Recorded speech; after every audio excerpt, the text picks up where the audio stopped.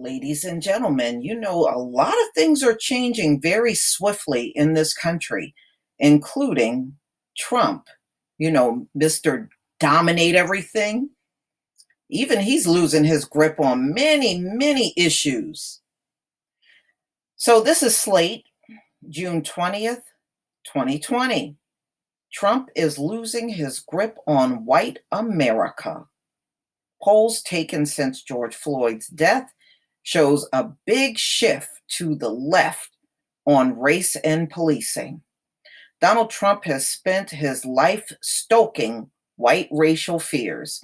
He has done it as a businessman, as a candidate, as a president.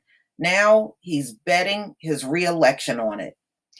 My administration will not even consider removing the names of Confederate generals from military bases, he tweeted on June 10th. Our history will not be tampered with. Well, I saw another statue come down. Look like plenty of people are tampering with your history. Trump calls for law and order, appeals to the silent majority, in other words, the people that don't care to speak up on his behalf. Maybe they just don't like you, that's why they're not speaking up, and vow not to watch the NFL if players kneel for the national anthem. I don't think anybody cares about that. But Trump has a problem. Most white Americans don't agree with him. Polls taken since George Floyd's death are showing a profound change in public opinion. White Americans, on balance, now perceive systematic racism and reject Trump's law and order message as inadequate. That's good news for America, but it's bad news for Trump and his party because the GOP relies on white voters.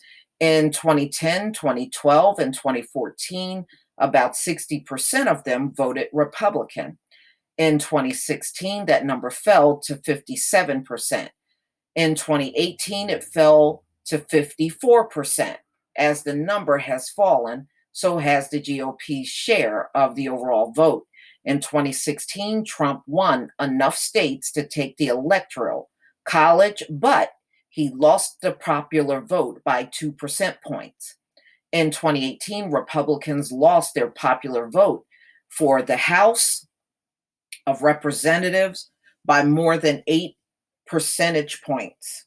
The GOP isn't just losing white voters on issues such as healthcare and education, it's also losing them on race.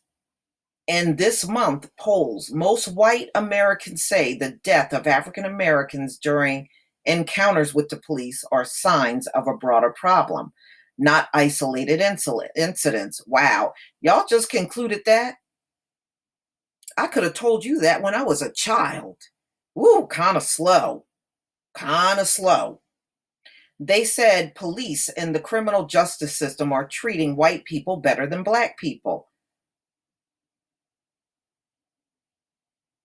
Did COVID virus just wake some people up? I mean, like I said, most of us knew this back when we were children. I mean, centuries and centuries ago, even our relatives back in the day knew this. Woo, it's like you sent these people home and a light switch turned on. They acknowledge a problem with systematic racism in America. They classify racism as a big problem, a very serious problem, a major threat to the stability of the U.S. Now, let me just tell you something. America has never been stable from within. When it comes down to social issues, America has always done very poorly. They endorsed the statement racism is built into American society. The assumption of white superiority pervades schools, businesses, housing, and government. You could argue that these people are just saying what they think pollsters want to hear, but that wouldn't explain why their responses on identical questions have shifted dramatically. In 2015, when white Americans were asked, About well-publicized cases of Black men dying at the hands of police, only 31% to 38% said those cases reflect a broader pattern in the way police treated Black men. Now, the number is 51% to 68%. In 2015, only 39% of white respondents said police in most communities were more likely to use deadly force against a Black person than against a white person. Every year since, that percentage has risen, now 54. In 2015, only 42% of white respondents said the US criminal justice system favored white people over Black people. A year later, that percentage was 48. Now it's 63. In 2011, only 21% of white Americans said racism in our society was a big problem. By 2015, that number had climbed to 43. Now it's 60. In 2016, only 26% of white respondents expressed a favorable opinion of the Black Lives Matter movement. 2 years later, 36% did. Now 51% do. In 2015, 45% of white respondents said racial and ethnic discrimination in the United States was a big problem. By 2016, the number had risen to 64. Now it's 71. Last fall, 42% of white respondents said white people were treated more fairly than Black people in applying for jobs. Now that percentage has reached 50. On some questions, the result of this movement in public opinion is a near consensus. When white Americans are asked whether police have made the changes needed to treat Blacks equally or need to continue making changes to treat Blacks equally, 80% said more changes is needed. 70% say the encounters with police, white people are treated more fairly than Black people. On other questions, the shift hasn't yet produced a majority, but it has reversed the balance of power.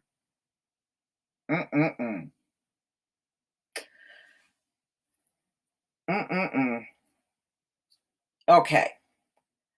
So white Americans approve of efforts to address racial disparities. They support diversity initiatives to train and hire more Black Americans. 47% to 28%. They also favor gradually redirecting police funding towards increasing the number of social workers, drug counselors, and mental health experts responsible for responding to nonviolent emergencies. When Floyd protesters broke out, 39% of white Americans chose this response. The first priority is ending the protests and violence, which means we need more police officers and National Guards to calm the situation. But 49% of those response, these sorts of protests will continue unless we solve the root cause of the problem. We need long-term solutions to poverty and violence. This realignment jeopardizes Trump's reelection. I would say it would too. But Trump needs to win, y'all. Y'all can't just give him the boot. Not just yet. Trump really does need to win. Trump's promises of law and order won't save him when white Americans are asking to choose between a president who can restore security by forcing the law and one who can address the nation's racial divisions. They choose a healer, 46% to 39%. When they ask whether law and order or bringing people together is more likely to get things under control, they choose bringing people together, 61% to 39%. By a 15-point margin, 55% to 40% of white Americans agree with the statement. President Trump does not try to unite the American people. He doesn't even pretend to try. Instead, he tries to divide us. It's been 56 years since a Republican presidential nominee lost the White House. In all likelihood, Trump will win again. Yeah, he needs to win again. I want him to win again. But it's going to be close, way too close for Republican comfort. If he loses the election, one reason will be that he alienated non white America. Another reason will be that the GOP lost its grip on white America, too. Well, ladies and gentlemen, I do see changes. I do think this protest is something different from any previous protests we've ever seen in the country. And Trump is just not one of those people to bring folks together. It is just not in his nature to do that. And he's not the only person I've seen in my lifetime like this. Believe it or not, I've been on jobs with people like this. Very cold, callous, heartless, not really into, bringing a situation down, they just can't do it. Everybody is not, a good leader. Some people are good leaders and some simply are not. Your skin color don't make you a good leader. I've seen many men like Trump in companies and they were horrible leaders. In fact, more bad leaders than good leaders in my lifetime. But y'all, please tell me what you think about this article. If nothing else, it's pretty interesting. Please leave your comment and subscribe. Don't forget to hit on the notification bell, and I'll see you on the next video. Peace, family.